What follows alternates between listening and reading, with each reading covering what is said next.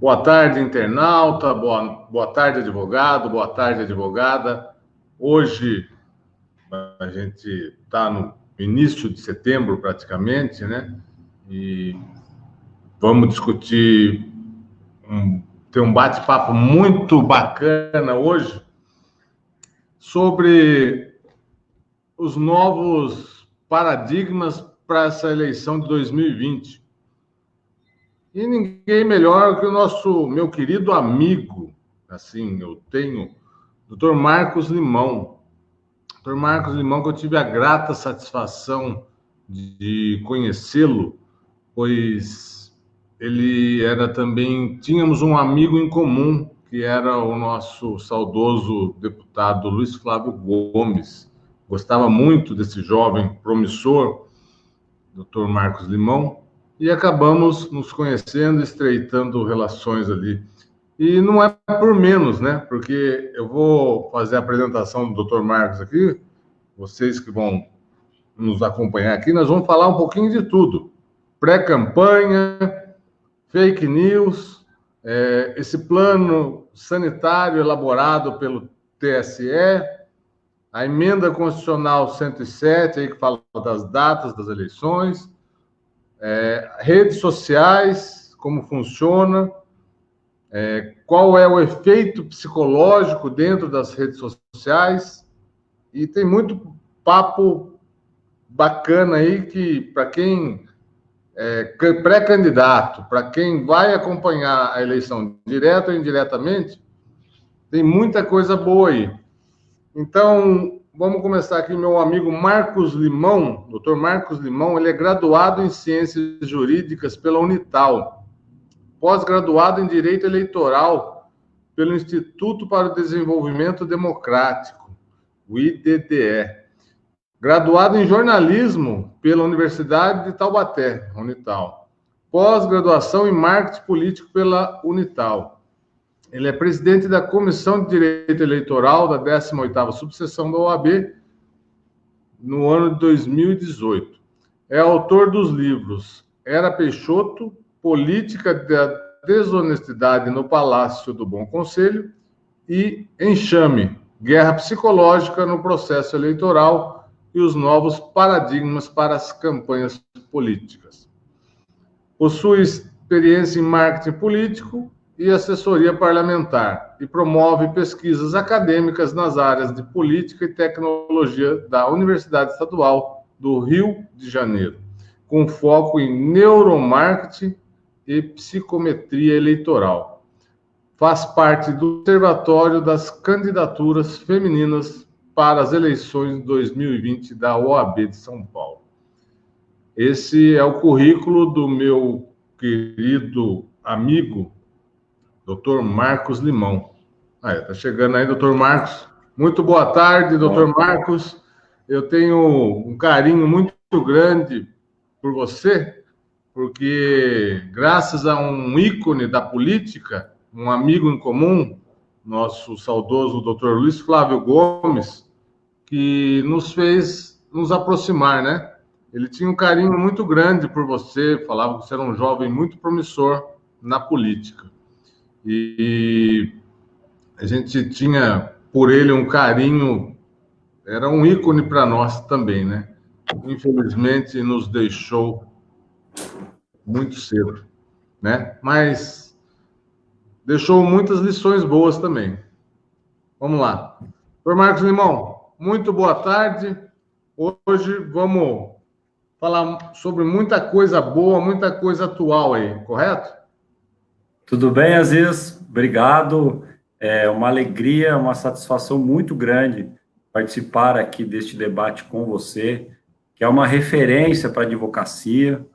Não é à toa que a sua liderança é reconhecida não só no município de Pinda, mas também em toda a região aqui do Vale, uma pessoa que tem um compromisso com a sociedade, se interessa por temas que têm impacto social, que despertam a cidadania, e, por iniciativa sua, nós estamos promovendo esse debate sobre processo eleitoral, legislação, os novos paradigmas para as campanhas políticas, e que é de fundamental importância para este ano de eleições municipais, em que os eleitores decidirão o próximo das suas respectivas cidades, o próximo prefeito e vereadores.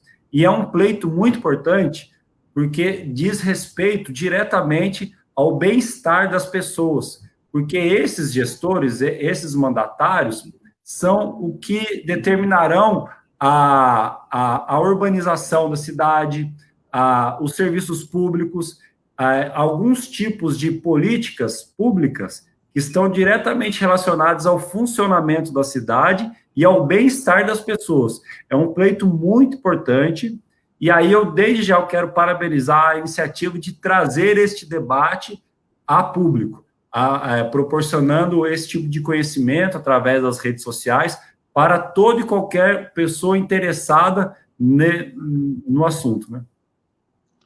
Muito bem.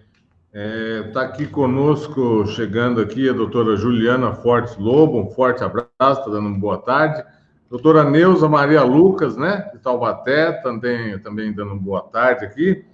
E o pessoal está chegando aqui, a gente vai só reforçar a ideia aqui. Quem que tiver dúvida, alguma coisa, sugestão, pode mandar aqui, que a gente está aqui para fazer esse bate-papo muito saudável, muito bacana, importante para a democracia, né? Doutor Rogério Silva está dando boa tarde aqui também, está chegando aqui. Vamos lá. Vamos começar a falar um pouquinho, tem muito pré-candidato aí, né? Então, assim, a gente precisa saber. Vamos falar um pouquinho sobre pré-campanha. O que pode, até o dia 26 de setembro, né? Fazer pré-campanha e diferenciar a pré-campanha de uma propaganda antecipada, que muita gente confunde e acaba esbarrando e sofrendo uma penalidade aí, né? E as regras eleitorais, às vezes, elas não se voltam somente para candidatos. É muito importante para o eleitor, o cidadão, ter consciência, ter sabedoria sobre as regras eleitorais, porque já de antemão ele vai perceber quem são os pré-candidatos que não respeitam as normas eleitorais. Que esse tipo de pré-candidato, que futuramente será candidato, uma vez eleito, ele tende a não respeitar as instituições, as leis, e tende a ser um mau político, digamos assim, um mandatário que estará mais preocupado com os interesses dele do que com os interesses públicos. Então, a regra eleitoral não é só para candidato, mas é para advogado e para o cidadão de modo geral. E hoje nós vivemos um período chamado de pré-campanha. O que é pré-campanha? É aquele momento antes do início oficial da campanha eleitoral. Cronologicamente falando, nós temos a pré-campanha, e aí depois nós temos a convenção partidária, em que os partidos deliberam, através dos seus filiados, quem será o candidato a prefeito e quem serão os candidatos a vereadores. Depois da convenção tem um outro ato jurídico, é o registro de candidatura, e no momento seguinte tem o início da campanha eleitoral. Tá? Esse início da propaganda eleitoral está previsto lá para o dia 27/9, então, neste momento, é essa chamada pré-campanha. E o que acontece? Havia muita insegurança sobre o que podia e não podia ser feito na pré-campanha. Até que veio uma mudança legislativa que inseriu o artigo 36A na chamada Lei das Eleições, que é a 9.504 de 97. E ela trouxe contornos mais objetivos sobre o que pode e o que não pode fazer na pré-campanha. E o que essa legislação fala? Fala que o pré-candidato ele pode ter uma série de iniciativas, pode fazer debates, pode participar de lives, pode anunciar a pré-candidatura, pode falar sobre os seus projetos políticos, sobre o seu currículo, pode pedir apoio, só não pode fazer o pedido explícito de voto. Então, quando esse artigo foi inserido na legislação, a palavra voto, ela era uma referência para orientar todas as ações de pré-campanha. Só que, com o passar do tempo, a gente começou a perceber que havia alguns pré-candidatos que abusavam no direito de fazer pré-campanha. Eles faziam de tudo, menos falar a palavra voto. e faziam campanha eleitoral de modo ostensivo, quando não era um momento permitido ainda. Até que esse assunto chegou ao Poder Judiciário, tá? Através de um questionamento que foi feito por um candidato a prefeito de uma cidade lá do estado do Ceará, e dentro do ato que foi questionado, desse pré-candidato a prefeito, ele não falou a palavra voto, nem vote em mim, mas ele disse algo mais ou menos assim: eu ficarei muito feliz se Deus me permitir administrar essa cidade, se vocês me derem a oportunidade. E esse caso foi analisado pelo TSE, e ali se firmou um precedente de que é o seguinte: mesmo que não haja pedido explícito de voto, pode ser considerado campanha eleitoral antecipada, conforme o contexto da fala desse pré-candidato. A expressão até que o tribunal usou foi palavras mágicas. Se tem ali dentro do discurso de um pretenso candidato uma conjuntura de campanha eleitoral, explicita uma campanha eleitoral, é possível. Então, o que eu estou querendo dizer é que, em que pese não ter havido pedido explícito de voto, um pré-candidato que abusa no seu direito de fazer uma pré-candidatura pode ser enquadrado como campanha antecipada, dependendo do contexto da fala.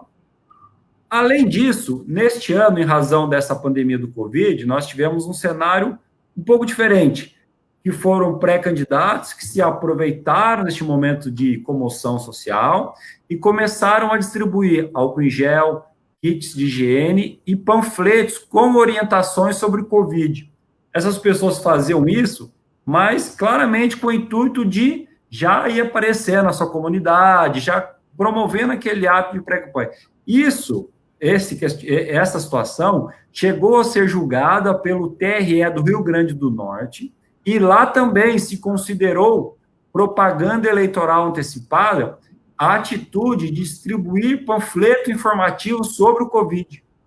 Então, nós temos esse cenário hoje colocado de ampla liberdade, desde que não haja um abuso e desde que na mensagem não fique explicitamente configurado essa situação de campanha eleitoral.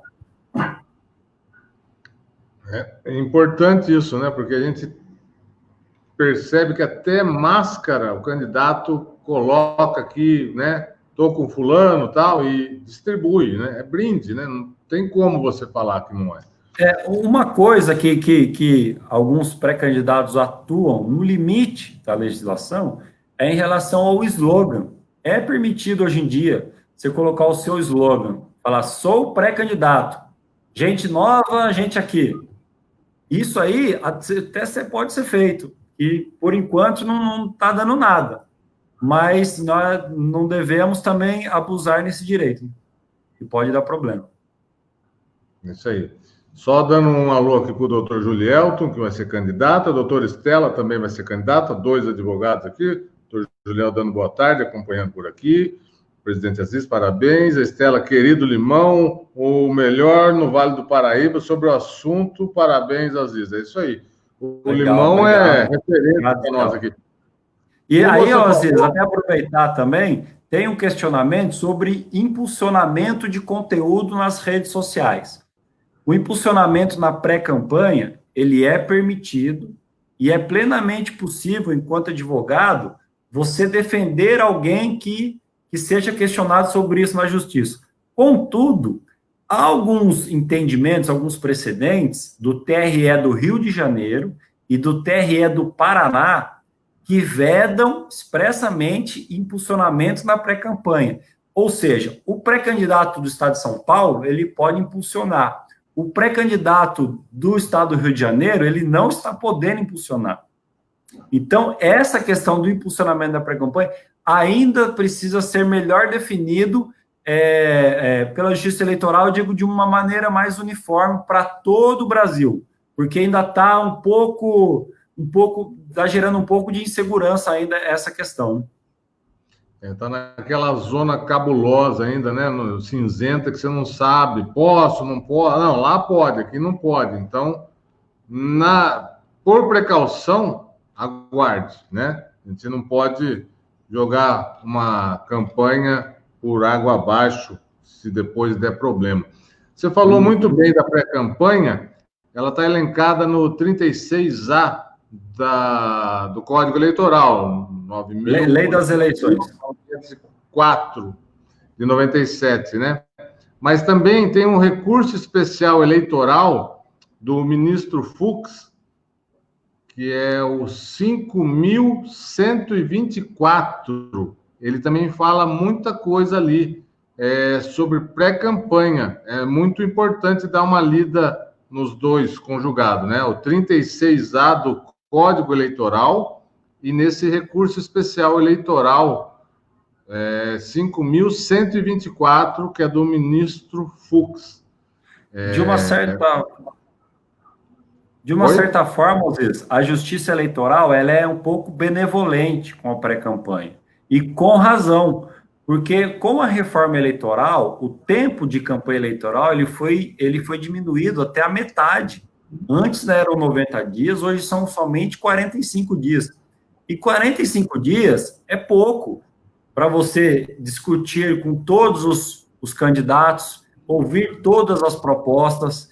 E 45 dias, um tempo muito pequeno de campanha, acaba favorecendo quem já está no poder, quem já é conhecido. O novo, ele não consegue correr atrás. Então, o período da pré-campanha, além dele ser estratégico, ele é entendido pela Justiça Eleitoral como fundamental para o debate plural, democrático, para que a sociedade, de uma forma geral, possa ter acesso a todos os candidatos, as opções possíveis. Então, por isso que existe essa, de uma certa maneira, benevolência com atos de pré-campanha.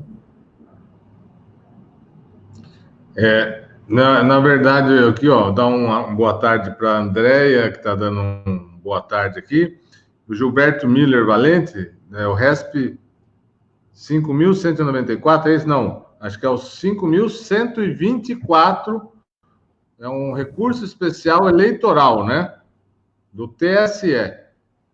E o que você falou, 45 dias de campanha, é um tempo curto, como concordo com você, mas assim, isso leva vantagem quem? Quem já está no poder, quem já é vitrine. Então, para você deixar em pé de igualdade, já cortaram essas propagandas que quem tinha mais poder aquisitivo poderia estar contratando uma agência só para cuidar disso.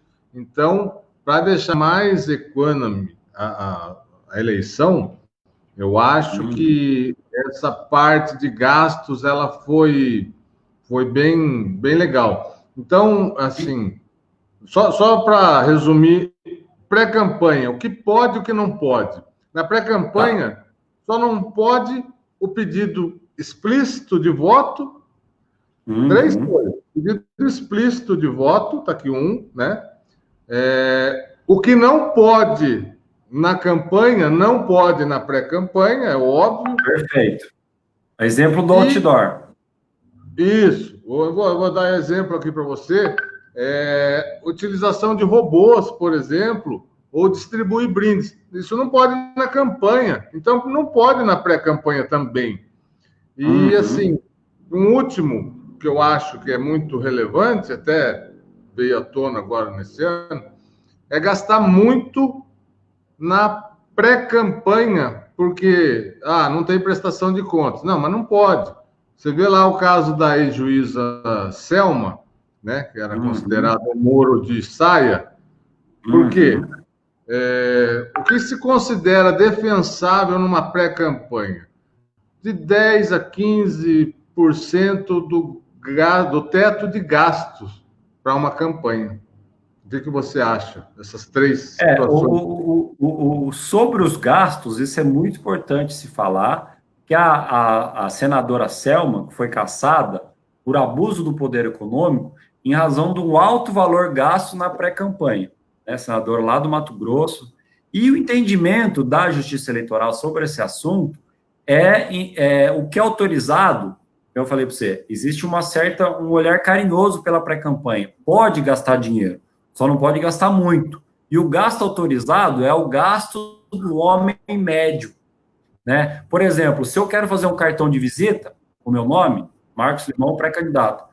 Todos os brasileiros, todos os candidatos têm condição de fazer o cartão de visita? Sim. Então, isso você pode fazer. Agora, se eu quero fazer um jornal com 50 mil exemplares, isso aí já não pode, porque não está acessível a todo mundo. Então, o gasto que é autorizado é o gasto do homem médio, aquele gasto não exagerado. E sobre o impulsionamento, o candidato que for impulsionar conteúdo de pré-campanha, o que a gente acaba orientando é que o boleto que você faz, você gera um boleto no Facebook, o boleto seja gerado com o CPF do pré-candidato e ele pague o boleto através da sua própria conta bancária. Não dê para outra pessoa pagar. Né? Isso é uma orientação a nível de precaução, para que, eventualmente, se for questionado, você tenha todos os gastos. Se você fez um cartão de visita, pegue nota fiscal e guarde. Você não vai ser obrigado a mostrar isso, exceto se alguém te questionar sobre gastos exagerados. Aí você chega para a Justiça Eleitoral e fala, tá aqui, ó, a nota fiscal foi tanto que eu gastei, foi isso, isso, isso. Então, é a título de precaução, só. Você fala de impulsionamento, né? Você tinha desde o começo do ano para impulsionar. Eu, se fosse pré-candidato hoje, não faria o impulsionamento. Se fosse para orientar algum, assessorar algum pré-candidato, não faça impulsionamento. Até porque hoje está meio que inflacionado o valor do impulsionamento também, né? Daqui a pouco vai piorar durante a campanha. E tem uma última coisa também de pré-campanha, que é a propaganda negativa. Se você fala assim, não vote em fulano, isso é propaganda antecipada. Entendeu? Não é só vote em mim, é não vote em fulano, você também está incorrendo em propaganda antecipada. Então tem que tomar cuidado. Se o cara for candidato, ele fala, não vote. O Aziz fala, não vote no Limão, isso é Aziz, propaganda antecipada. Negativa, mas é propaganda antecipada. E gera multa, a sanção é de multa, né? Tá. A gente pode falar mais alguma coisa sobre pré-campanha que você queira fazer aí? Eu acho que está bem esgotado o assunto, eu acho que orientou bem. Se tiver mais pergunta aí durante o decorrer, a gente vai falando, né? A gente podia partir agora para fake news, né? Que o termo não é o correto, né? Porque fake news nada mais é o que é desinformação. E aí vai uma coisa que eu vou te falar, que você já tocou no assunto aqui, vem muito. Por que ganhou força as fake news? Entendo eu, até por causa da restrição da propaganda nas eleições. Acabou restringindo tanto a propaganda nas eleições que surgiu a oportunidade das fake news, da desinformação. Né? E a gente tem que diferenciar o que é mentira e o que é notícia falsa, fake news. A mentira é aquela ausência de verdade inocente. Por exemplo, você fala assim, ô Limão, como é que estão as coisas? Eu falo, tá tudo bem, mas na verdade não tem nada bem comigo, minha vida tem problema. Isso é uma mentira inofensiva. Mas a partir do momento que a minha mentira começa a interferir no direito de terceiros, começa a prejudicar outras pessoas, aí nós podemos enquadrar esse ato como uma fake news. E aí, se voltando à seara eleitoral, há normas específicas que criminalizam. Por exemplo, a denunciação caluniosa com finalidade eleitoral é crime. Tem também os crimes contra a honra. Tem também é considerado crime quem realiza propaganda eleitoral, atribuindo essa propaganda indevidamente a um terceiro, que na verdade não é o autor também é considerado crime. E tem um outro dispositivo que fala sobre a guerrilha virtual. que diz? É o artigo 57H da Lei 9.504, parágrafo 1º. Constitui crime a contratação direta ou indireta de grupo de pessoas para emitir mensagens ou comentários na internet para ofender a honra e denegrir a imagem de candidato, partido ou coligação. Ou seja, quem contrata um grupo de pessoas para denegrir outras, constitui o crime de guerrilha virtual, prevê detenção de 2 anos a 4 meses e multa. E não é só isso. E quem trabalha em esquema de guerrilha virtual, quem é o contratado, também se enquadra nesse mesmo artigo, só que no parágrafo 2º, que prevê detenção de 6 meses a 1 ano, com a possibilidade de prever pena alternativa de prestação comunitária, e multa, que pode variar de 5 a 30 mil reais. Então, o arcabouço jurídico nós temos, mas tem uma outra coisa também sobre as fake news, que o presidente do TSE, o ministro Barroso, ele, com frequência, ele fala sobre isso nas manifestações dele em entrevista. Eu falo assim, que o verdadeiro, o papel de combate à fake news deve partir da sociedade, das empresas de tecnologia e não da justiça eleitoral. Porque tem um fenômeno que foi estudado, que é assim, na cabeça do eleitor, se ele está pensando que a justiça eleitoral está combatendo a fake news, eleitor, ele tende a baixar o senso crítico, a guarda dele. E aí ele vai começar a achar que tudo que está na internet é verdadeiro, porque a justiça eleitoral não está combatendo, quando, na verdade, não é isso. O combate às fake news por meio do Estado, ele é como se fosse uma peneira, ele só pega as coisas grandes, as coisas muito evidentes, mas tem mensagens subliminares, tem mentiras bem construídas, que às vezes você não consegue filtrar por meio da justiça. Então, é bom que o eleitor esteja sempre muito, muito crítico em relação a tudo que lê.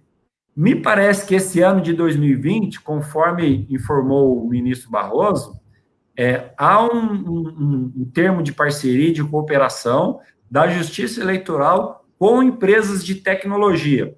Facebook, Instagram, Twitter, para quê? Essas empresas, elas vão monitorar o comportamento do usuário na internet, e não o conteúdo da mensagem. E o que quer dizer monitorar o comportamento do usuário? É perceber aquele perfil que apresenta padrão de robô, que começa a divulgar, a compartilhar notícias de uma forma que o ser humano normal não faria. Então, quando for detectado um comportamento suspeito, essas empresas elas estão com compromisso de avisar ao Ministério Público ou à Justiça Eleitoral para que uma investigação possa ser feita e providências possam ser tomadas. Então, se alguém está pensando em praticar guerrilha virtual, em agir como um robô, saiba que as empresas estarão monitorando. Então, pense 2 vezes antes de cometer esse crime. Isso daí. Inclui também nas redes sociais, o YouTube também acho que fechou a parceria lá com o TSE. A gente vai falar de fake news aqui, ainda vai ter muita coisa. Só para falar na internet, Aziz, a manifestação é livre. Nós temos ampla liberdade de pensamento, de crítica. As únicas restrições, os únicos limitadores dessa nossa liberdade de manifestação são 3. A primeira é o anonimato, tá? A segunda é crime contra a honra, e a terceira é a fake news. Você não incorrendo em nenhuma dessas 3 restrições, você está completamente livre para falar o que você quiser. E a manifestação individual do eleitor, do cidadão, ela não se equipara à propaganda eleitoral. Tá? Então, se eu vou na rede social do meu candidato e faço elogio, ou eu vou na rede social de algum candidato da minha cidade e faço uma crítica individual enquanto pessoa natural, pessoa física, essa minha manifestação, ela não está enquadrada dentro do arcabouço legal sobre propaganda eleitoral. Eu não preciso me adequar às previsões legais sobre propaganda. Perfeito. Para a gente falar que fake news não é coisa recente, né? Diz que Eva teria sido tentada a colher o fruto proibido lá no paraíso, enganada pelas falsas informações da serpente, né? Desde lá. E não é só, né? Quando a gente fala do Código Eleitoral, a gente está falando do artigo 58, que ele fala de afirmação sabidamente inverídica. Por aí. E mais lá atrás, esse é o Código Eleitoral de 97. No Código de 65, ainda falava, no artigo 323, divulgar na propaganda que sabe inverídica. Né? Então, já previa isso lá atrás também, né? A maior fake news de todas, que toda eleição tem, na véspera da eleição, o fulano está caçado, fulano foi caçado, né? E aí, com isso, ou então, outro exemplo maior, olha, vamos anular o voto, se tiver 50%, vai ter outra eleição e esses candidatos não podem concorrer. É a maior fake news que em todas as eleições a gente escuta a mesma história, né? Perfeito. Essa aí é a rainha das fake news. Antes do termo fake news ser elevado como a palavra do ano, lá em 2016, pelo dicionário da Oxford e tal, já vinha muito esse papo de que, se a gente anular o voto, mais de 50% acontece outra eleição. Mentira. O que acontece, Aziz, tem um dispositivo no Código Eleitoral que ele realmente prevê, se mais de 50% dos votos forem anulados, considerar-se-á prejudicado todo o resto da votação e se fará uma nova eleição. Mas aquele dispositivo ele se refere a prejuízo no voto decorrente de fraude, decorrente de coação, decorrente de várias outras situações que é completamente diferente do ato consciente e voluntário de não ir votar. Se a gente não vai votar, o que acontece? A Constituição é muito clara, ela diz que só serão considerados votos válidos. Então, se eu sou da minha cidade e na minha cidade tem 10 eleitores, o candidato a prefeito ele precisa ter 6 votos para ser eleito. Se dos 10, meia dúzia não vão votar, somente 4 votos serão válidos e esse candidato a prefeito será eleito com apenas 3. Ele não precisará mais dos 5. Viu o tamanho do prejuízo? Isso quer dizer o quê? Que deixar de ir votar, você ajuda com que os maus candidatos sejam eleitos e cheguem ao poder e exerçam esse poder soberano. Então, faz muito mal para a sociedade quando você deixa de participar, deixa de ir votar. Né? É isso aí. Aqui a doutora Juliana Fortes Lobo tá kkk, é isso mesmo. Essa do voto nulo, né? E que todos os candidatos não poderiam participar, né? Até cria-se uma condição, uma nova condição. Inelegibilidade. É isso aí, porque aqui com essa notícia, né? Então, aqui, até tá brincando. O Valdinei Silva Souza está falando boa tarde, Marcos Limão, boa tarde, mestre Aziz, acompanhando aqui para ficar por dentro, né? Também boa tarde. A Lúcia Helena Xavier também está dando uma boa tarde aqui, a gente está acompanhando aqui, deixa eu ver. Outra coisa que eu marquei aqui, olha aqui, é o que eu já te falei, que as fake news ganharam força em virtude das restrições da propaganda que os próprios candidatos antes poderiam fazer, né? Agora, como se restringiu tanto, abriu a margem para poder surgir essas fake news, né? E quando se fala em propaganda eleitoral, Aziz, é bom que a gente tenha plena consciência de que ela é um direito fundamental do cidadão, não do candidato.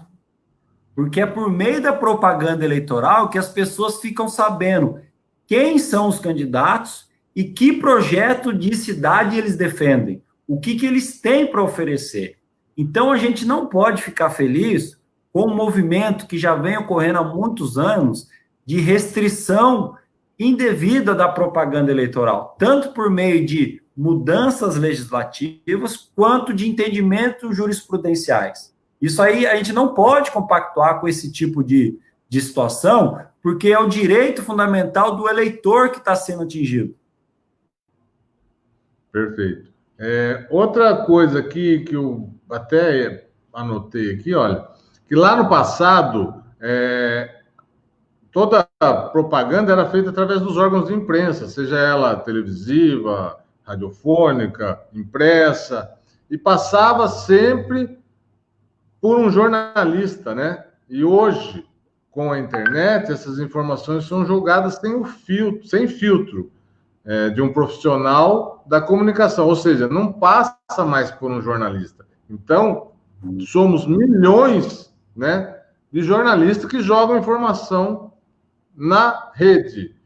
E isso acaba ocorrendo muita desinformação, porque o jornalista acabava indo atrás da fonte para ver a sua veracidade, para não passar uma informação errada. E, infelizmente, hoje, não temos esse filtro para se passar uma informação correta, né? Se verificar a fonte. E é importante ressaltar que aqueles que compartilham uma fake news também incorrem na mesma pena. Não é isso, Marcos? Também serão responsabilizados, com certeza. Antes a gente tinha uma estrutura de comunicação verticalizada. Quem produzia informação, quem produzia notícia, eram veículos de imprensa, empresas de comunicação, governos e agências, fundações, entidades governamentais de modo geral. Hoje em dia, com essa sociedade em rede que nós vivemos, com essa facilidade da internet, das redes sociais, essa estrutura foi horizontalizada. Todos nós somos produtores de notícia. Mas isso, como toda mudança, a gente entrou nesse cenário novo, derrapando, fazendo besteira, porque não está uma coisa saudável. Está tendo muita produção de notícia falsa, mas de forma deliberada. Só você vê o noticiário agora, dos últimos meses no Brasil, aquela história que se chama monetização do ódio. São sites que são notórios de divulgadores de fake news e discurso do ódio, que eles têm ganhado muito recurso com verba publicitária, inclusive de órgãos estatais, Banco do Brasil, da SECOM, do governo federal. E o que acontece? Esses sites divulgadores de notícias falsas, eles conseguem essas verbas, porque hoje, com essa sociedade informacional, como tem muitos veículos de comunicação existentes ao mesmo tempo, a gente foi obrigado a colocar um algoritmo para mediar a verba publicitária. Antes, como eram poucos órgãos de imprensa, era mais fácil de uma pessoa, um ser humano, administrar para onde ia a verba publicitária. Como existem muitos, agora é um robô. E o que esse robô faz? Ele distribui conforme a audiência do site. Ele não está vendo conteúdo. E quando a gente divulga uma notícia falsa, uma fake news, a fake news ela tende a mobilizar muito mais do que uma notícia verdadeira, porque ela traz um componente que a notícia verdadeira não traz, que é a emoção, geração de emoção, indignação, raiva, ódio, tudo isso leva as pessoas a clicarem em determinadas notícias, a acessarem determinado site, e isso eleva a audiência desse site, dessa plataforma. E esse algoritmo acaba direcionando verba publicitária para esse tipo de audiência. E o que tem o movimento, o cyberativismo que tem surgido para combater isso, chama-se Sleep Gents. Sleep Gents uma iniciativa que começou nos Estados Unidos e chegou até o Brasil E assim que chegou no Brasil, ele fez um strike nesses sites da extrema-direita que são notórios propagadores de discurso do ódio e notícias falsas. E um dos primeiros a gritarem pela essa queda de arrecadação foi o vereador Carlos Bolsonaro. Ele foi um dos primeiros lá na rede e se opor frontalmente ao Sleep Gentes. E aí, para nossa, não surpresa, mas indignação, há um delegado da Polícia Federal lá do sul, região sul do país, ele instaurou um inquérito para investigar esse movimento cyberativista chamado Sleep Gentes, que tenta conter essa divulgação de notícias falsas. Aí depois foi se verificar que esse delegado ele tem uma relação muito estreita com esse pessoal da extrema-direita hoje que opera no Brasil. Então, você percebe que é uma coisa muito bem articulada e que nós, enquanto sociedade, nós não podemos compactuar, porque há recursos públicos envolvidos nisso e esse tipo de situação é o que está gerando esse extremismo político, essa polarização que nós estamos vivendo na sociedade e que está gerando até episódios de vias de fato entre adversários políticos. Isso é uma coisa que não combina com a democracia, porque o regime democrático é justamente aquele em que várias ideologias coexistem dentro de um mesmo ambiente. E essas ideologias, como elas são muito diversas, elas são, por vezes, conflitantes. Só que esses conflitos, eles são dirimidos com base numa solução pacífica. Eles não são, esses conflitos eles não são resolvidos com base na violência, mas com base numa saída negociada, pacífica. E essa saída negociada se chama política. É por isso que hoje existe um movimento de criminalização da política, que nós não podemos compactuar, porque isso é muito perigoso para o regime democrático e para a nossa coexistência pacífica enquanto sociedade. Eu costumo até falar, viu, Limão, que esse discurso de ódio, ele é incompatível com a democracia, né? Não adianta, o que nós estamos tendo é a polarização. Essa guerra psicológica que você acabou de falar, ela não é saudável para uma democracia, né? Chega às vias de fato, a violência, isso daí, ela não serve para nós. Infelizmente, temos que falar isso aqui, e está acontecendo. Você Sim. já escreveu até sobre o tema, a gente sabe, então você é um especialista para falar sobre isso, e se utilizam das redes sociais para isso.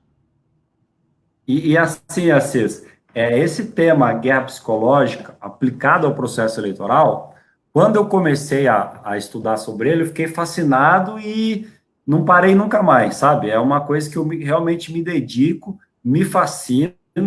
O que acontece? As estratégias de segurança, as estratégias militares, elas acompanham a evolução da sociedade, tá? Se hoje nós vivemos numa sociedade informacional, uma sociedade em rede, altamente tecnológica, as estratégias de segurança precisam acompanhar essa realidade. E hoje, o que nós temos de ofensivas militares são ofensivas cognitivas. Elas operam no plano cognitivo das pessoas. Por isso que se chama guerra psicológica. É uma guerra que não tem canhão, não tem soldado ferido. Localizadamente pode haver um conflito armado, mas é uma coisa bem esporádica.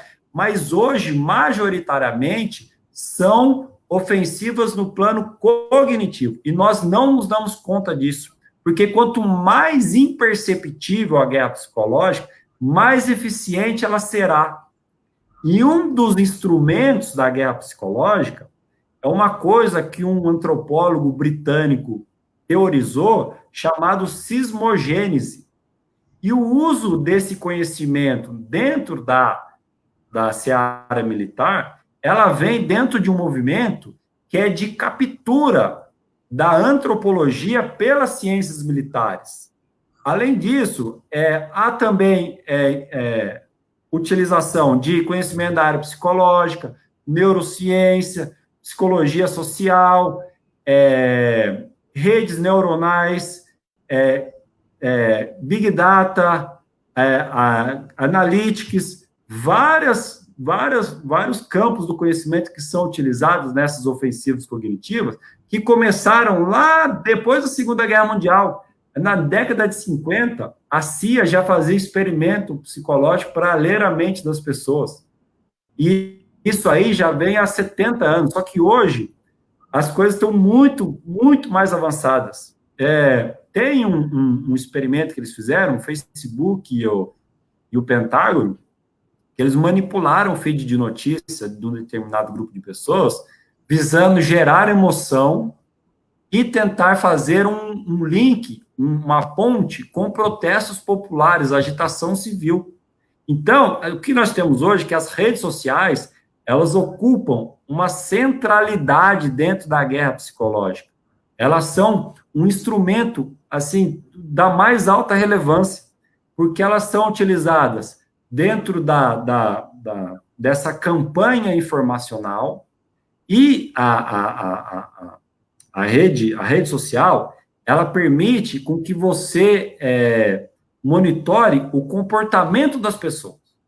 E, através do comportamento, você consegue prever os próximos passos.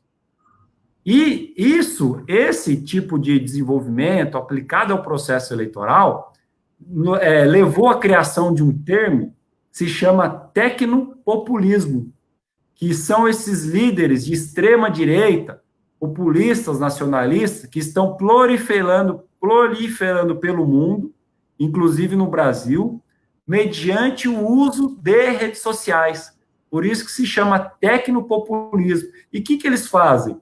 Eles usam as redes sociais para gerar emoção, para que essa geração de emoção funcione como um fator de coesão social. E essa situação, ela mudou completamente a dinâmica da política, nos trouxe os novos paradigmas para as campanhas eleitorais, que é a política, ela sendo operada dentro da lógica centrífuga. Não tem aquela máquina de lavar roupa que centrifuga a roupa? Ela roda e joga a roupa para o canto e secou? Você só põe lá e... Então, essa nova dinâmica da política, dentro desse contexto dos tecnopopulismo, é a dinâmica centrífuga. Ela busca os extremos, ela joga as pessoas para os extremos. Por isso, a razão dessa polarização extremada que nós vivemos. E, a partir desses extremos, eles vão caminhando ao meio até formar a sua base, até formar a sua maioria. Diferente de como funcionava antes, que os candidatos, as lideranças políticas, elas buscavam o centro, buscavam aquela ideia, como é que eu posso dizer, que não é extrema,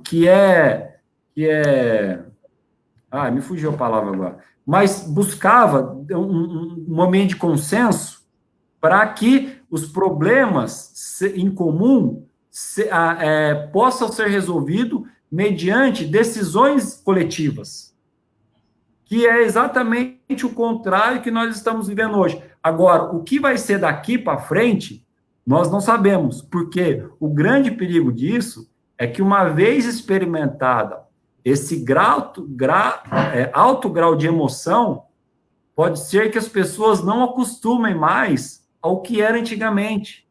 Aquela política racional, com inteligência, sem agressividade. Quem sabe nós estamos criando uma geração hoje que ela, de modo algum, vai se acostumar a retornar àquele ponto que sempre foi o ponto de equilíbrio da política enquanto fator de solução pacífica dos conflitos. Perfeito.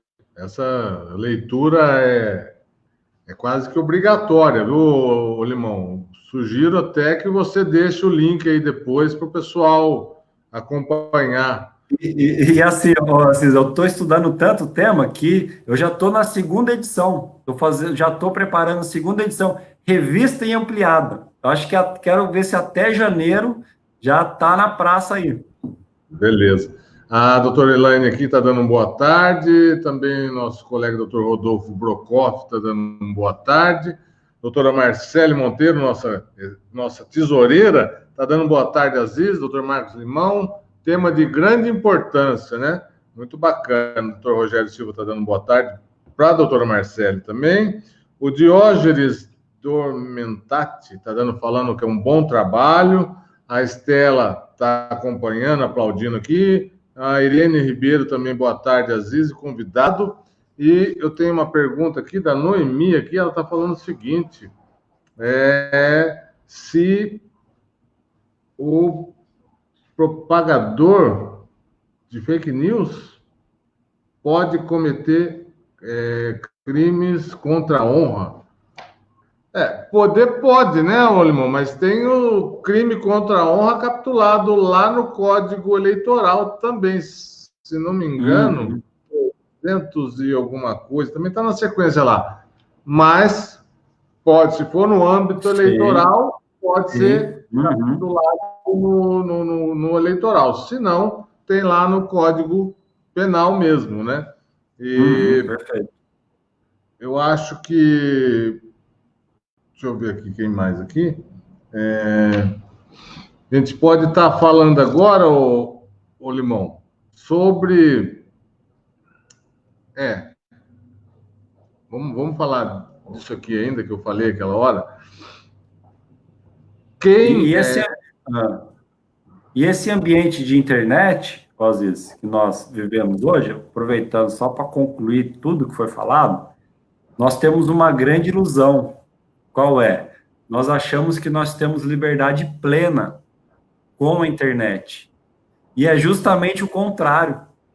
Porque todas as nossas decisões, todas as nossas iniciativas, elas são induzidas em razão dessa coisa chamada internet. Elas são induzidas porque nós estamos submetidos aos algoritmos e aos programas computacionais. São eles que ditam as nossas ações dentro desse ambiente virtual chamado internet, né? E o algoritmo e os programas computacionais, eles têm dono, eles têm gente que idealiza, que desenvolve, e eles funcionam para atender aos interesses dessas pessoas, não aos nossos interesses. Isso mesmo. O Marcos, só que última pergunta aqui com relação a fake news, ficou para trás aqui, ó. Fake news, ela tem o viés de derreter as candidaturas, né?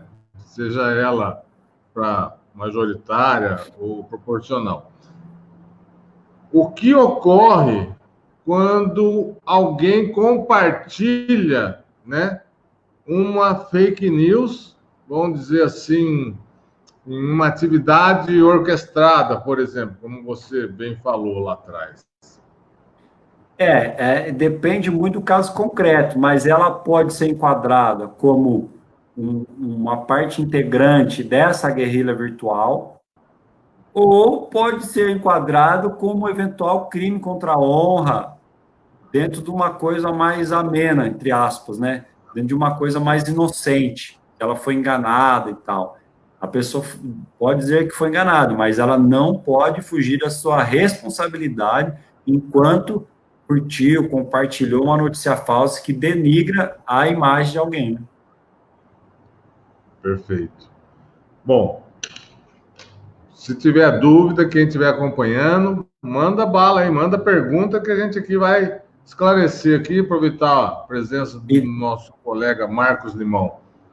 E dentro dessa importância de participação da vida política partidária, dentro dessa relevância de participação no processo eleitoral, de ir votar, tá? Não se abster, é que eu queria falar sobre o plano sanitário divulgado pela Justiça Eleitoral nesta semana, né? É isso que eu ia falar agora. Vamos passar para o próximo tema aqui, que antes de você falar sobre o plano sanitário, Limão, vamos nos localizar. Nós vamos ter uma eleição no meio de uma pandemia, né?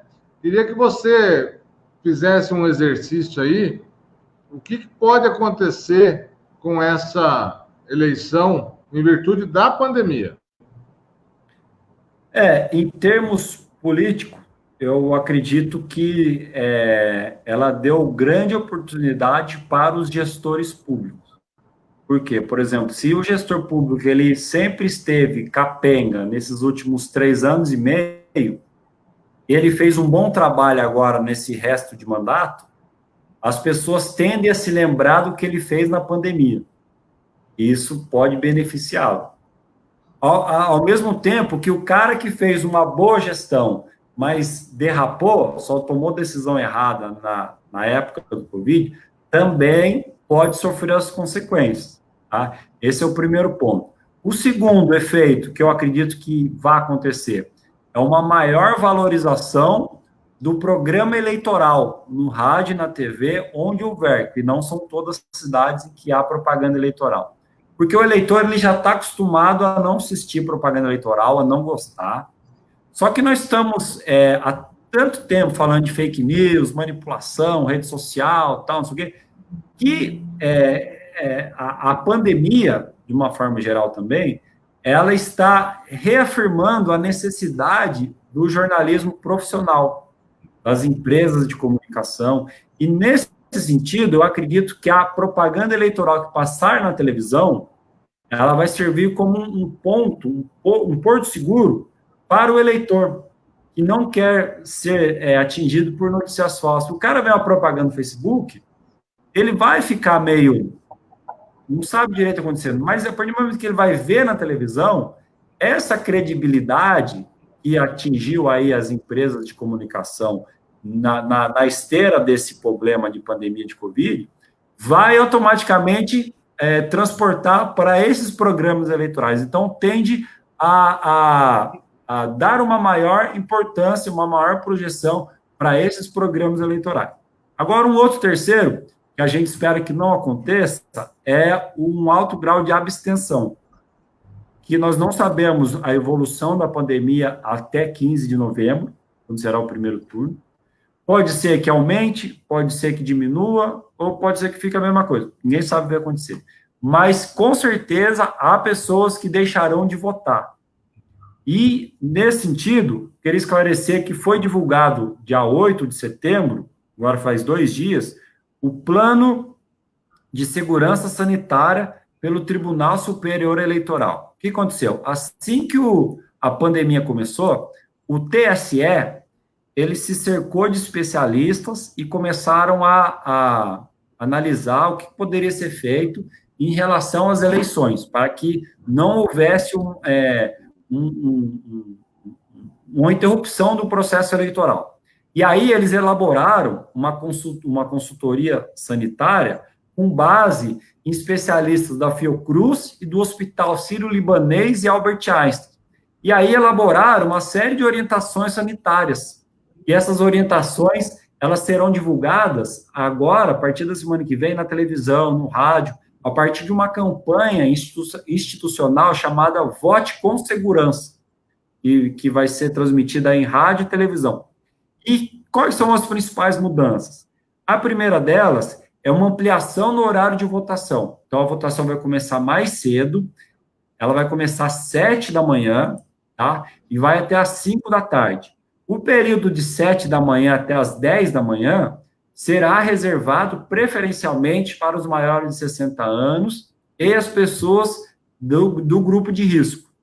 Isso quer dizer que a pessoa que não é do grupo de risco e não é idosa, ela pode votar das 7 às 10, ela não vai ser proibida, mas é aconselhável que vá mais tarde, porque esse horário é preferencialmente para essas pessoas. Além disso, todas as sessões eleitorais, elas terão álcool em gel para o eleitor higienizar a sua mão antes e depois do processo de votação. Os mesários, eles também receberão máscara, protetor facial, álcool em gel. E tem uma orientação da Justiça Eleitoral que é a seguinte, que é muito importante que se diga: eleitor que for sem máscara não vai votar. Ele pode estar com o título em dia, ele pode estar zerinho, em dia com a Justiça Eleitoral. Se ele for sem máscara, ele não vai votar, porque ele não vai ser autorizado a entrar na sessão eleitoral sem máscara. E quando você for até a sessão eleitoral, preferencialmente, como sugestão, leve a sua própria caneta.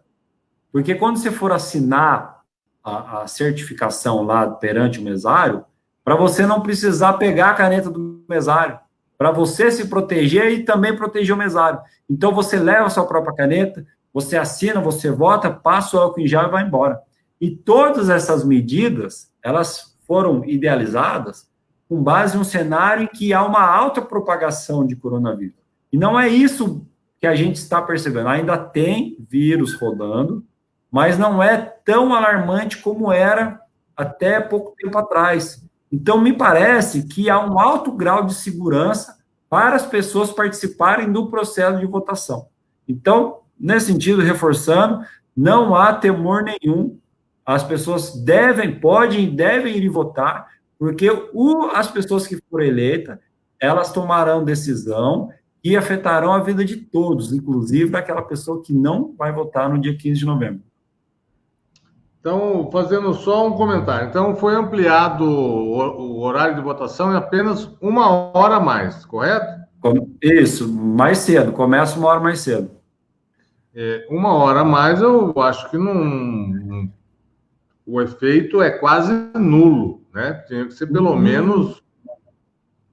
Não, dentro da estatística que eles fizeram, 1 hora é possível atender uma demanda que existe, e também eles não poderiam esticar, porque há um fuso horário em alguns estados, e aí o horário de votação precisa ser encerrado para dar tempo de apurar em todos os lugares ao mesmo tempo. E eles usaram matemática, estatístico, nego fera. Segundo o cálculo que eles fizeram, pelo menos é a notícia oficial que se tem, comporta a demanda, esticar 1 hora a mais. Não? Tá. E eu vou te falar, jogar uma outra, porque foi feita uma pressão para que todo mundo fosse fazer a biometria, que ia ser aplicada já nessa eleição. Você via filas, as pessoas ficando de madrugada lá no cartório, porque lá eles não davam conta de fazer a biometria de todo mundo. Pessoas ficando 3, 4 horas da manhã na fila, com terrorismo. Não, se não fizer a biometria, vai ser, não vai votar e não sei. E aí, como é que vai fazer agora? Ninguém vota? Não vai ser utilizado. Não vai ter. Não vai ter para essa eleição, né? Tudo bem, teve uma pandemia que estragou todos os planos. Tá bom, mas para esta eleição, quem fez a biometria ou não fez, vai votar do mesmo jeito. Aliás, é bom ressaltar que até, não sei se o ministro Barroso já definiu ou não, que quem não votar não vai ser punido, por causa que estamos num estado de exceção e não pode ser punido por não ter ido votar. Não vai ter multa eleitoral? Não sei, isso que eu não estava para ser definido ainda. Se não foi definido ainda, ele vai definir isso. Mas tem perguntas aqui no Facebook. Deixa eu só fazer uma pergunta aqui, ó.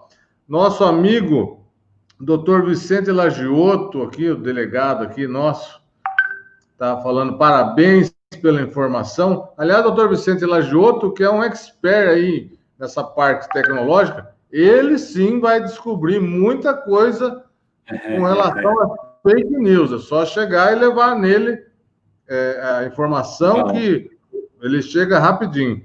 O doutor Cláudio Berenguel Ribeiro está nos acompanhando.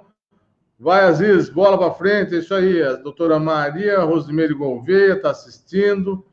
E o Cláudio ainda faz o seguinte aqui: enquanto o voto for obrigatório, rejeito toda ideia de democracia. As eleições não passam de processos burocráticos para usurpação do poder. E mais ainda, parabéns ao doutor Marcos Limão pela boa abordagem que dá ao processo eleitoral, nosso ilustre advogado, tá certo? Tá aqui. Eu agradeço. Gostaria aqui de falar também que a doutora Maria Francisca está nos acompanhando, também Carmen Silva Coutinho, E tem uma pergunta aqui da Estela, doutora Estela Simões Freire. Ela está falando o seguinte: eu queria saber a opinião do Limão sobre o fundo partidário e também sobre pré-candidatos que divulgam que abrirão mão do fundo, mas o partido recebeu. É possível isso? Bom, existem dois tipos de recursos públicos destinados à campanha. Tá? Um é o fundo partidário, o outro é o Fundo Especial de Financiamento de Campanha, que a gente chama de FEFEC. Tá? Eles são de origem diferente, e o fundo partidário, na verdade, ele serve para a manutenção de partido político. Só que uma parte dele pode ser empregada em campanha. O outro, o FEFEC, ele é exclusivamente para financiamento de campanha. Tá? Antes de entrar nesse tema aí que a doutora Estela perguntou, queria dizer uma coisa que essa iniciativa, essa ideia de bancar campanhas eleitorais com recursos públicos, ela não é de todo modo ruim, porque ela desvincula os candidatos das empresas, das pessoas jurídicas que o dia da manhã vão transacionar com o Estado, vão ter negócios com o Estado, vão fornecer bens, serviços, vão participar de transações legítimas, mas que, uma vez financiado lá atrás o mandatário, a chance de dar problema de corrupção é muito grande. Porque existe um ditado, às vezes, fala assim, ó, quem paga a banda escolhe a música que toca. É isso, velho.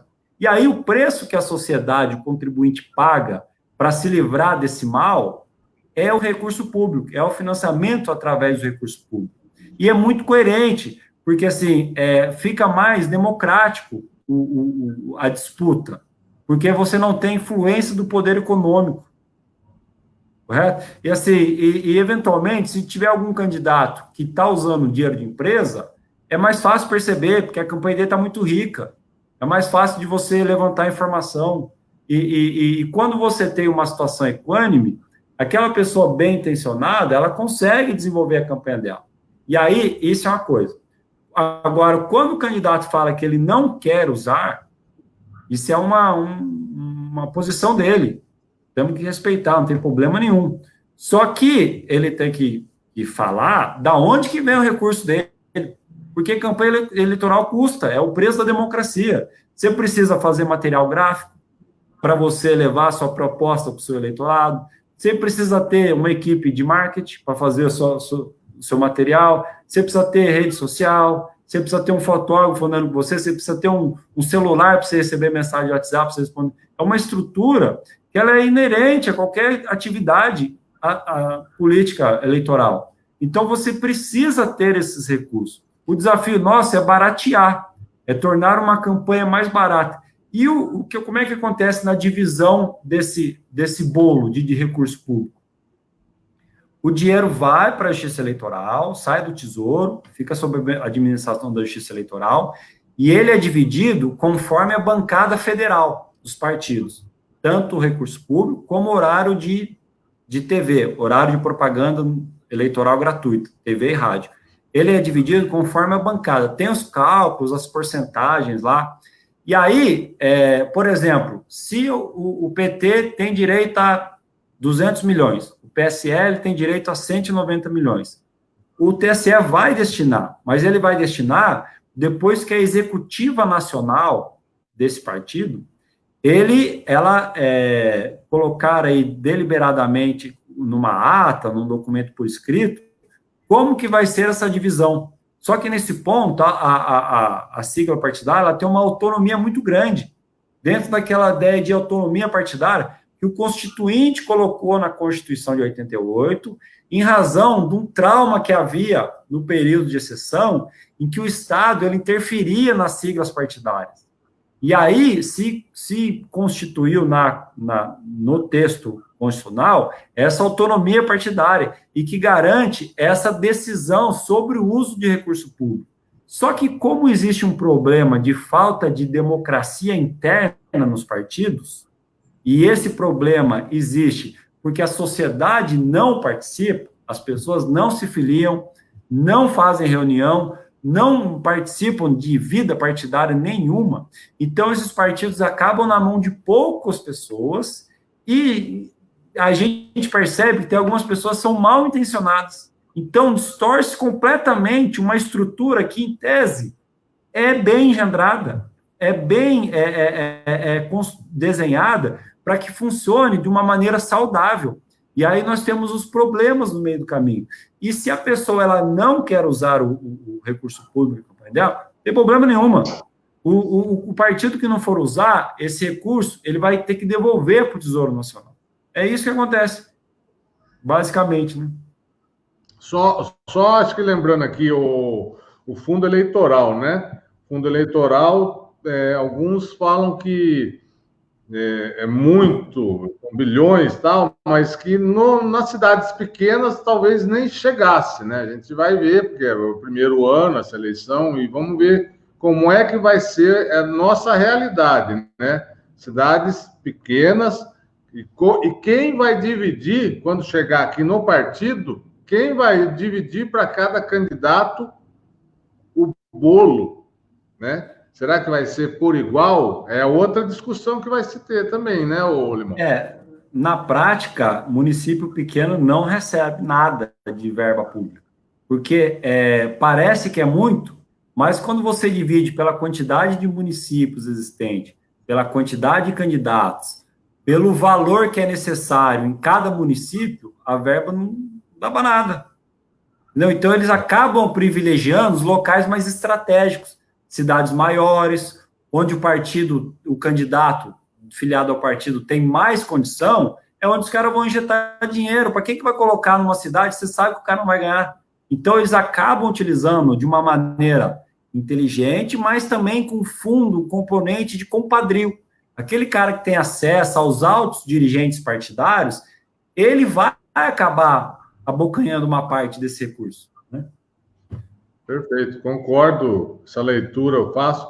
Outra, por isso que é até bom, né? Às vezes o pré-candidato fala que não vai usar porque ele sabe que não vai chegar. E aí não vai usar mesmo, porque não vai chegar até ele. E outra coisa que você falou, importante falar isso, né? Outra coisa que você falou também, se ele não usar o recurso público, o autofinanciamento, se o dinheiro dele, é limitado a 10% do teto de gasto, correto? Perfeito, isso. Antigamente, isso aí, na verdade, é uma regra nova para esse ano, que até a última eleição havia possibilidade de o autofinanciamento alcançar 100% da campanha. E isso aí é ruim, porque você tem um candidato rico, mas milionário, ele financia a campanha dele e a disputa se torna desigual em relação aos demais, que não têm esse dinheiro. E até agora, faz uns 15 dias, a Justiça Eleitoral ela divulgou o limite de gastos das campanhas. E aí há claramente uma distorção naqueles dados. Por exemplo, o vereador em Taubaté, ele pode gastar 52 mil reais, enquanto que o vereador em Caraguá pode gastar 107 mil reais. O vereador em Jacareí pode gastar 125 mil reais. E esse é o teto de gastos imposto pela Justiça Eleitoral, imposto por lei. E por que existe essa distorção? Quando eu comecei a debater esse assunto, ninguém sabia explicar. Mas o que acontece?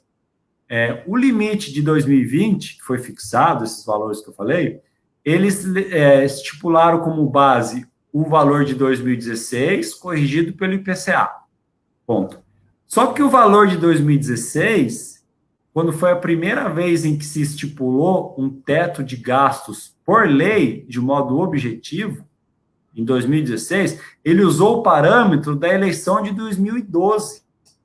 Só que em 2012 ainda havia possibilidade de financiamento por empresas. Esse financiamento ele foi vedado em 2015 pelo STF. Então, em 2012, havia muita grana rolando. E aí, o que acontece? Eles pegaram os dados de 2012 e utilizaram como parâmetro em 2016, que é o que virou para 2020. Só que o de 2012 não refletia a realidade de gastos. Aquelas cidades em que os candidatos declararam mais em 2012, fizeram menos contabilidade paralela, é o que nós vemos hoje com esses gastos maiores, correto? E essa distorção gerou, por exemplo, que a campanha para a Prefeitura de São Paulo, em termos legais, possa ser mais caro que o governador de São Paulo. Olha, que distorção. Então, isso teria que ser corrigido, né? Mas você vê, passaram quase 8 anos e só fizeram a correção pelo IPCA, né? Então, realmente precisava chegar próximo à realidade, né? De repente... A base que foi utilizada, que foi 2012, havia um descontrole muito grande de dinheiro. Então, o que foi declarado não refletiu a realidade. E essa distorção foi mantida. Né? Perfeito. Tem outra pergunta e aqui. Aí, às vezes, só para terminar, quando você estipula um teto de gastos, isso também não é bom. Porque se eu sou vereador em Taubaté e eu preciso gastar na minha campanha 60 mil reais, meu limite é 52, isso me obriga a ter uma contabilidade paralela.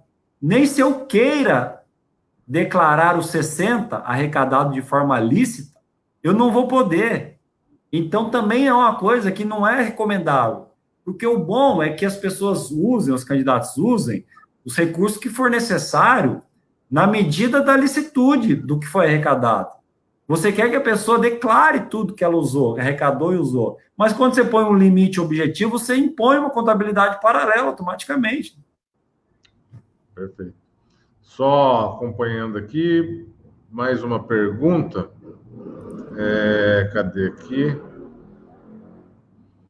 A doutora Guacira está acompanhando. O Sandro Rosa está mandando um abraço para você também. A doutora Juliana Fortes Lobo está perguntando aí, ó. Qual a opinião do senhor sobre a obrigatoriedade de candidaturas femininas para ter direito ao fundo? Já aproveita e dá um gancho aí na candidatura, nas cotas, né, que saiu decisão recente. Saiu hoje. Eu acho que é importante, porque as candidaturas femininas, elas vêm de uma ideia de política afirmativa, para mitigar uma subrepresentação que existe de mulheres na política institucional. A política, na verdade, ela é um espelho da sociedade. E na sociedade, nós verificamos que existe uma subrepresentação, uma subvalorização das mulheres. Mulheres que desempenham as mesmas funções de homens e recebem valores menores de remuneração. Isso aí se aplica à política. A política é um espelho da sociedade, inclusive em termos de corrupção. E aí, as candidaturas femininas, essa obrigatoriedade de, no mínimo, 30% das candidaturas registradas e também uma obrigação de se usar, em termos de recursos financeiros e tempo de TV, a mesma proporção. Por exemplo, se eu tenho 40% dos meus candidatos a vereador, 40% são mulheres. Se for isso, dos 100 mil reais de recurso público, 40 mil eu tenho que aplicar em candidaturas femininas. A mesma coisa, o tempo de televisão tem que ser dividido de maneira proporcional. Ao meu ver, é extremamente necessário e importante. Isso aí já está consolidado. A nossa surpresa é que foi uma decisão proferida hoje pelo ministro Lewandowski, que esse mesmo raciocínio se aplicará a cotas para afrodescendentes. Tá? Então, o que o ministro decidiu hoje de maneira monocrática? Que já se aplica à eleição de 2020 a divisão proporcional de recurso público e tempo de TV para candidatos que se declararam negros. O que o Tribunal Superior Eleitoral tinha decidido agora, um mês atrás, é que existe a necessidade de cota para negros, assim como cota para mulheres, cota para negros, porque eles também existe uma subrepresentatividade de afrodescendentes na política institucional. Só que isso serviria a partir de 2022. Só que depois dessa decisão, o pessoal entrou com uma medida no STF e o Lewandowski proferiu uma decisão monocrática que determinou essa divisão para já. Isso aí pegou todo mundo de surpresa. Agora as campanhas vão ter que se rearranjar, né, para poder fazer essa divisão. Só que essa decisão do Lewandowski, ela não alcança o registro de candidatura, igual é com as mulheres. Por exemplo, se são 10 candidatos, eu não estou obrigado a ter 30% de candidatos negros, porque essa não afeta o registro de candidatura, porque as convenções já estão acontecendo, os candidatos já estão filiados, seriam impraticável uma decisão dessa. Mas, por outro lado, deve haver uma observância à divisão de recursos do MTV. Muito bom. Vamos lá. Mandar um abraço para a Michelle, lá da Goldfinger, também, que está nos acompanhando aqui. Bom, a gente falou aí do plano sanitário, né? Vai estender por 1 hora antes. Todos os mesários vão estar usando o Face Shield. Você tem que votar com máscara, levar a sua própria caneta de preferência. Se não levar, vai ter uma disponibilizada que vai ser desinfetada com álcool em gel logo após a utilização. E todos os demais cuidados. Mas tem uma questão: se o mesário olhar e falar, você pode abaixar a máscara para eu reconhecer você mesmo no documento? Aí você tem que tirar a máscara. Então, para que todo esse cuidado? Vai ficar uma coisa estranha, até porque tem uma outra situação também, às vezes, como é que vai ser? A pessoa ela vai chegar até o mesário, ela vai ficar no mínimo 1 metro de distância, vai ter a marcação no chão, e ela vai pegar o documento dela e vai exibir, vai fazer assim para o mesário, e de máscara. E como é que o mesário vai conseguir perceber que existe uma falsificação naquele documento, de que, né, é autêntico, não vai poder pegar na mão para ver, e não vai enxergar a pessoa, aí ela vai ter que tirar a máscara, se não vai poder tirar a máscara. Tanto é que uma das orientações do plano sanitário é que será proibido alimentação, consumo de bebida e qualquer outra atividade que demande retirada de máscara dentro da sessão eleitoral. Então, como que vai fazer, eu não sei. Vai ser na hora ali e o negócio está...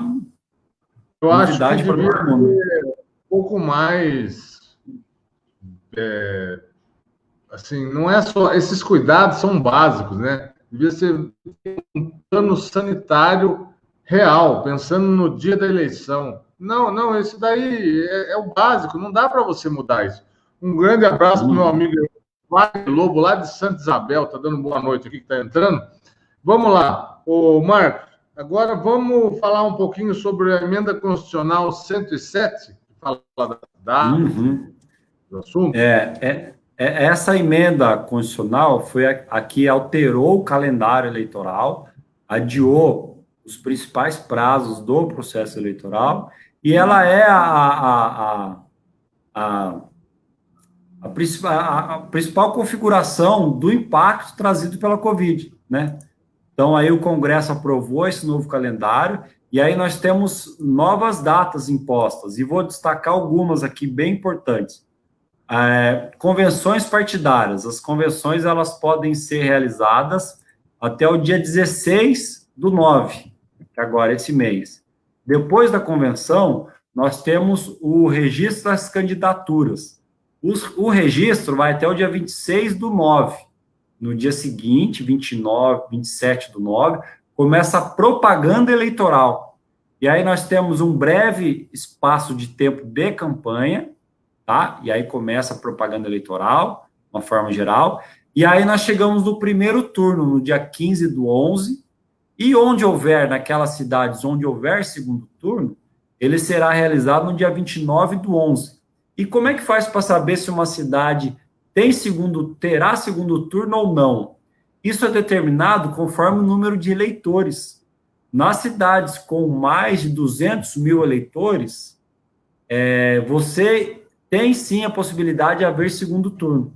Aqui na região, se não me engano, é só São José dos Campos e Taubaté que se enquadra nessa situação. Nem Jacareí não tem segundo turno, lá é tudo decidido no primeiro turno. E aí depois nós temos a prestação de contas no dia 15/12, e a diplomação no dia 18/12, para que os novos mandatários eles tomem posse no cargo no dia 1º de janeiro de 2021. Você falou que a data final para a prestação de contas, né? Mas durante a campanha, os 45 dias, tem datas intermediárias para se prestar contas também, né?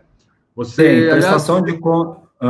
A prestação de contas parcial, ela ocorre no dia 27/10. E ela é muito importante, Aziz, porque, assim, na prestação de contas parcial, as pessoas já conseguem acessar a informação sobre quem são os financiadores da campanha e quem são os prestadores de serviço. Já está lá, é um dado público. Cidadão pode acessar, a imprensa, os adversários políticos podem ter acesso. E nesse ano, em especial, o Ministério Público de São Paulo, ele criou uma ferramenta muito interessante, que é um site que eles criaram, que você digita o CNPJ ou o CPF dos prestadores de serviço das campanhas, e lá você já tem uma ficha corrida. Se essas pessoas têm problema ou não têm problema, quem são, e ali você tem um hábil instrumento de fiscalização. Então, se a pessoa, se for interessada no tema, no assunto, no dia 27/10, tem a prestação de contas parcial, em que a pessoa já vai ter acesso a quem são os financiadores e os prestadores de serviço para aquela campanha. É importante você falar isso, Lemão, porque eu vou repetir aqui novamente. A campanha é curta, né? São 45 dias.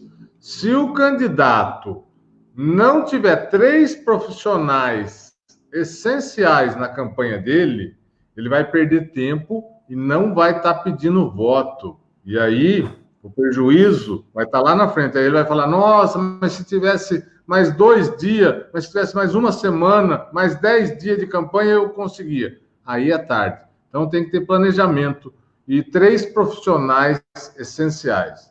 Um advogado, um contador e um especialista em tecnologia, né? Perfeito. E o cara... Rede social. O contador e o advogado, eles são obrigatórios. É uma imposição legal que haja um contador e um advogado. E isso que você falou, Assis, ele é bem por aí mesmo. Você percebe se o candidato ele tem chance de vencer, se é uma candidatura competitiva, se ele tem um bom suporte na área de contabilidade, na área jurídica e na área de tecnologia, mídias sociais. Aí você consegue ver um profissionalismo e uma possibilidade real de vencer o pleito. É isso daí. Então, não adianta depois reclamar, porque tem muito candidato que faz tudo no calor e, por exemplo, da última eleição, não prestou conta, né, para vereador. E agora não pode concorrer. Não consegue, fica inelegível. Então, a prestação de conta é essencial para quem está aí tentando uma cadeira na Câmara, né? Principalmente, né? Porque quem concorre aí ao Executivo já é mais cauteloso e tem uma equipe maior para isso. Geralmente, o candidato a vereador não, é um grupo reduzido, mas é necessário, no mínimo, esses 3 para estar trabalhando diretamente ligado com ele, né? Vamos lá. E se tiver algum pré-candidato a vereador nos assistindo, para não desanimar essas pessoas, queria dizer que, com absoluta certeza, o partido político vai fornecer uma assessoria contábil, uma assessoria jurídica para a prestação de contas, em que esses 2 profissionais são obrigatórios. Tá? Então, você que é pré-candidato, não precisa se preocupar, vá em frente, porque, com certeza, o partido vai te dar um suporte nisso. Sim, sem dúvida, né? Maior. Até porque se cada um for contratar um advogado, um contador, e agora o especialista em tecnologia, ele vai ter que correr atrás para mexer com mídia social. O candidato não pode ficar perdendo tempo em mídia social, né? Durante a campanha. Durante a campanha tem que estar na rua. Se agora ele não pode pedir voto, a partir do dia 27 de setembro, ele tem que estar pedindo o voto. Agora ele não pode, mas depois do dia 27, ele tem que estar pedindo o voto. Bom, a gente está falando de rede social, vamos falar um pouquinho sobre rede social em si. Porque na última eleição presidencial, a gente viu o efeito Bolsonaro, né? E o pessoal fala, as redes sociais elegeram ele, né? Como é que a gente pode esperar o que das redes sociais influenciar nessas eleições? Esse lance de rede social e eleição, processo eleitoral, ele começou em 2008 com a campanha presidencial dos Estados Unidos. O então candidato Barack Obama, ele foi o precursor e ele, assim, ele entrou para a história da humanidade como o primeiro cara que desenvolveu esse lance. E desde então, a coisa vem sido aprimorada a cada eleição. Quando nós chegamos em 2016, que foi a primeira eleição do Trump, né, houve ali um problema muito grande de utilização de dados pessoais para manipulação de pessoas, que é a empresa Cambridge Analytica, que todo mundo, se não conhece a fundo, sabe mais ou menos o que é o assunto, que essa empresa se utilizou de dados pessoais para fazer aquelas propagandas ultra segmentadas. A gente chama de psicometria eleitoral.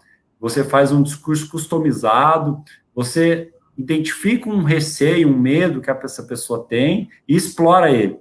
Por exemplo, se ele sabe que eu tenho um grande receio com a questão de imigração, eles vão me mandar propaganda falando que o Trump quer construir um muro de 50 metros de altura, para ninguém pular. Mais ou menos nessa linha. E aí, isso foi feito em 2016 e foi feito também na votação do Brexit, lá na União Europeia. O que aconteceu desde então? As autoridades brasileiras, elas ficaram com o olho desse tamanho, por tudo que tinha acontecido, e começaram a se preparar. Só que eles focaram muito a atenção no Facebook e no Twitter, que era o que tinha dado problema lá nos Estados Unidos. Só que o que aconteceu em 2018 foi uma coisa totalmente inesperada. O Facebook e o Twitter, eles acabaram sendo utilizados como instrumentos para divulgação oficial da pré-campanha. O submundo da política, o jogo sujo, a notícia falsa, ela se desenvolveu no WhatsApp. Isso ninguém esperava. E o que foi utilizado pelo candidato Jair Bolsonaro foi uma coisa tão profissional no WhatsApp, mas um nível de profissionalismo tão grande, que chegou a desconfigurar o aplicativo. Porque o WhatsApp ele é uma ferramenta de comunicação interpessoal entre o Aziz e o Limão. Só que o que foi feito na campanha do Bolsonaro transformou o WhatsApp num broadcast. Broadcast é quando você tem um emissor e diversos receptores para aquela mensagem. Foi isso que foi transformado o WhatsApp. E se chegou a uma outra conclusão, até então inédita, a nível mundial, é que existe a possibilidade de você manipular as pessoas sem utilizar os dados pessoais. Porque quem estava na rede do WhatsApp não estava ali fornecendo informações sobre o seu comportamento na rede. Diferente do Facebook. Facebook, eles monitoram o horário que você entra, quais as postagens que você curte, qual que é o tipo de manifestação que você faz em determinada postagem, se é positivo, se é negativo em relação àquele tema. São várias atividades que você promove no ambiente digital que vão fornecendo um histórico psicológico sobre o que você é, como você age, como você pensa. No WhatsApp não tem nada disso. A pessoa só recebia. Ela era apenas receptor. E aí, eles chegaram a essa conclusão, essa foi a grande lição de 2018, que é possível, sim, manipular através do uso de uma ferramenta que não necessita de dados pessoais. E esse foi o grande nó. E aí, pegou todo mundo de surpresa. Tanto é que os observadores internacionais da OEA, Organização dos Estados Americanos, que estiveram no Brasil observando o processo eleitoral, eles ficaram espantados. Eles falaram assim: o que aconteceu aqui foi algo sem precedentes. Nunca aconteceu um nível de sofisticação e de disseminação de notícias falsas como ocorreu aqui. Então, essa foi a grande lição. Agora, se isso vai ser usado numa eleição municipal, eu tenho minhas dúvidas, porque numa eleição municipal, o que está em jogo é uma coisa, digamos, menos importante. É diferente de uma eleição federal, que você quer alcançar a máquina federal, você quer ditar a política macroeconômica de um país, você tem muito interesse em jogo ali, mas muito, com gente muito poderosa querendo influenciar, e essas pessoas poderosas, elas trazem uma tecnologia, trazem um know-how, trazem um conhecimento, trazem dinheiro, trazem influência, que talvez nós não verifiquemos numa eleição, por exemplo, em Pindamonhangaba, em Taubaté, em Tremembé, talvez em São Paulo, Curitiba, umas grandes capitais em que haja interesses em jogo. Mas não podemos descartar a possibilidade do mau uso das redes sociais no processo eleitoral. O que é o mau uso? É você utilizá-las para manipular as pessoas. Porque como que é feito hoje? A estratificação das pessoas, antes das redes sociais, ela era por classe social, escolaridade, raça, local de moradia. Hoje em dia, com as redes sociais, além dessa estratificação clássica, eles têm outro, que é conforme o comportamento das pessoas na internet. Se o cara é da direita raivosa, ou se é do ambientalista, amante de cachorrinho, ou se é um indeciso de centro, o cara em cima do muro. Então, eles usam esse componente, essas duas informações, para saber o que você quer pensar e para saber o que você não quer de discurso. E eles promovem justamente aquilo que você quer escutar, aquela propaganda customizada, e tapa o olho do eleitor manipulado para os defeitos do candidato. Que às vezes, se ele souber o defeito, ele deixa de votar. Ele faz uma opção por um outro candidato. E aí, junto a esse problema todo, nós temos algoritmos que nada mais são do que formações de tendências. Você começa a se relacionar no ambiente virtual com pessoas que pensam como você começa a não ter acesso ao contraditório, e aí vai formando aquela bolha de alienação. E tudo isso traz prejuízo a uma coisa chamada formação do voto. E a formação do voto são as razões que levaram o eleitor a escolher aquele candidato. E se nós temos problemas na formação de voto, nós não temos um processo eleitoral autêntico. É uma coisa grave que precisa ser discutida, e que a legislação, a lei, a justiça, ela não tem se desenvolvido numa velocidade para satisfazer essa demanda que nós temos, que o regime democrático clama por inovações rápidas para evitar esse tipo de distorção no processo eleitoral. Muito boa a sua explanação. Até a doutora Patrícia Magalhães está perguntando, falando, muito bom, tem alguém gravando? Queria passar para os alunos do serviço jurídico. Patrícia, vai ficar disponibilizado aqui no Facebook da OAB Pinda 52, e também amanhã deve estar no YouTube OAB Pinda 52. Isso realmente é um debate. Aqui a gente trouxe o Marcos Limão, que é um especialista na área. Dá para a gente falar muita coisa aqui. Só que eu vou ter que dividir isso aqui.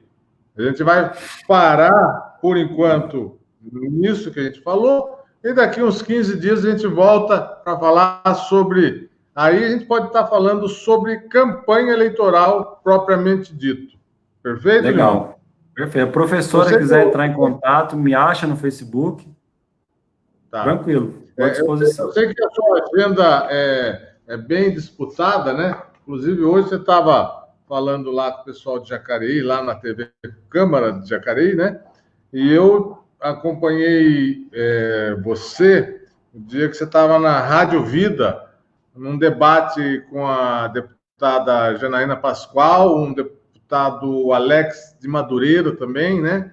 E foi muito bacana ali também a explanação. Dali que eu tive a ideia de falar, deixa eu chamar o Limão para a gente trocar uma ideia aqui sobre a eleição que se aproxima e tem sobre os vários aspectos, né, que a gente tem aqui. A Estela está falando que já vai deixar algumas perguntas prontas, né? Pode deixar, Estela, aqui o melhor do vale aqui. A Estela é muito querida, amiga nossa aí, mandar um abração para ela aproveitar, né? É uma guerreira aí também, vai ser pré-candidata aí também, né? Pré-candidata. E também a gente pode, daqui uns 15, 20 dias, quando se aproximar aí o período de campanha, aí a gente elabora um tema para falar sobre campanha e outros temas. Mas esse realmente da justiça eleitoral, desse plano sanitário, aí, eu sinceramente não eu acho que em qualquer lugar que você vá hoje, é utilizado isso que eles falaram, mostraram como um plano sanitário, né? A princípio, até falei que o índice de abstenção vai depender do número de pessoas do grupo de risco, né? E quando a gente fala grupo de risco, pessoas com mais de 60 anos, apesar que hoje já não se sabe mais se atinge mais idosos, mais os jovens, mas não tem mais. O vírus é novo, a gente não está aprendendo com ele também. Mas as cidades com o seu eleitorado mais idoso, talvez tenham um índice de abstenção maior. Eu verifico isso hoje. Os idosos eles são mais cautelosos, até para ir no supermercado, para tomar cuidado. Eles seguem mais, têm mais medo, né, do vírus. Então, isso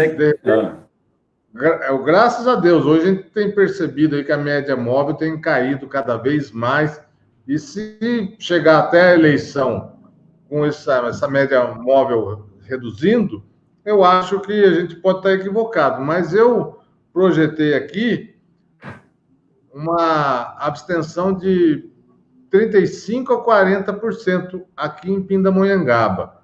Mas se essa média móvel realmente for bem reduzida até o dia da eleição, isso pode reduzir, né? Que a média de abstenção é 20%, né? Uma eleição por outra. Mas vamos aguardar, né? Quer um dado interessante, Assis?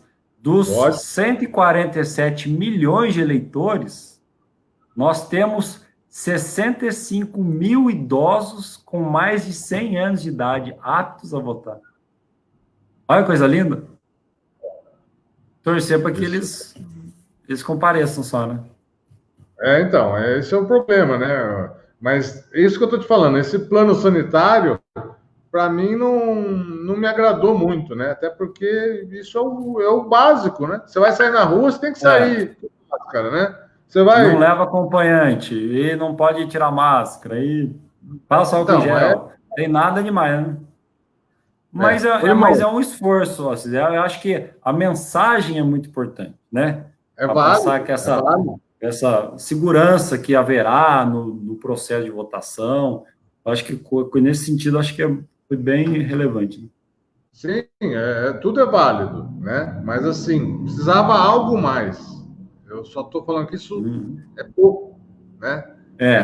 Sim. Mas tudo bem. Ô, Limão, para as considerações finais, eu já vou deixar aqui você intimado para daqui uns 20 dias nós fazermos outra live falando sobre já visando a campanha propriamente dita. Regras da lei.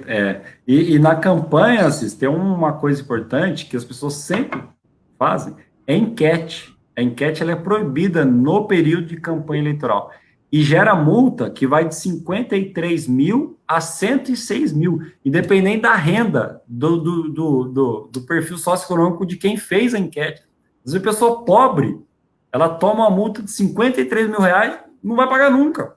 Então as pessoas têm que tomar cuidado, enquete não pode, hoje pode, mas no período eleitoral não pode, né?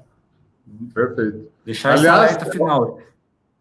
Aliás, de algumas condutas aí que não podem ser feitas na pré-campanha também, que são, tem multa, né? Uhum. Sim, Então, a gente só falou por cima, né? O que pode aqui, né? Na pré-campanha, não pode ser feito explícito de voto, não pode, o que é proibido na campanha, na pré-campanha, você não pode na campanha, não pode na pré-campanha. E não pode gastar muito, né? Além do teto de gasto previsto. Então, acho que são essas 3 regrinhas básicas para o candidato sair preparado aí para básica, né? Tem que, lógico, ler lá na pré-campanha o artigo 36A do Código Eleitoral da Lei 9.504, né? Tá certo? Última mensagem aqui, o Valdinei Silva, nosso gordinho do Castoleira também, pré-candidato. Parabéns, doutor Aziz, doutor Limão, assuntos de muita serventia. Assim a gente vai encerrando, Limão. A gente só tem a agradecer a você por essa bela explanação. Desde já vai ficar disponibilizado no Facebook e amanhã deve estar disponibilizado no YouTube, OAB Pinda 52, tá bom? Por hora a gente só tem a agradecer o convite aí, por você ter aceito o convite da subseção, em nome de todos os advogados e advogadas da subseção, agradeço a sua participação nesse bate-bola hoje aqui, que foi muito saudável e elucidativo para quem nos acompanhou. Legal, obrigado, Assis, também agradeço a oportunidade a todos os advogados que nos assistiram, nos acompanharam, os eleitores de um modo geral, e renovo também minha estima, minha consideração que eu tenho por você, Assis. Você é um cara muito legal, uma liderança, tá, para todos nós advogados, tem uma trajetória de vida impecável e mostra o quanto antenado você é com as principais questões que envolvem a sociedade, trazendo um debate como esse. Porque não é em todo lugar que a gente encontra espaço para traçar essas ideias, né? Então, renovo aqui minha estima que eu tenho por você, agradeço e fico à disposição. Eu que agradeço por tudo que você falou, pelos elogios, né? Que você é meu amigo, então é parcial esse elogio aí, eu agradeço de coração. E você sabe que o que nos uniu foi o nosso grande mentor, né? O nosso Luiz Flávio Gomes. Esse foi nos deixou precocemente, mas vai estar nas nossas memórias eternamente. Limão, sem dúvida, sem dúvida. Ele começou com aquela campanha, né, por um Brasil ético, né, e nós temos o dever de continuar esse projeto dele. Eu fico aqui agradecendo a você, Limão, a você, internauta, a você, advogado, advogada, pré-candidato, a você que nos acompanhou até agora, agradecendo a sua audiência e convidando desde já para a próxima live que nós faremos em data a ser agendada e publicada aí, ok? Fiquem com Deus e até a próxima live, se assim Deus nos permitir. Muito obrigado. Legal.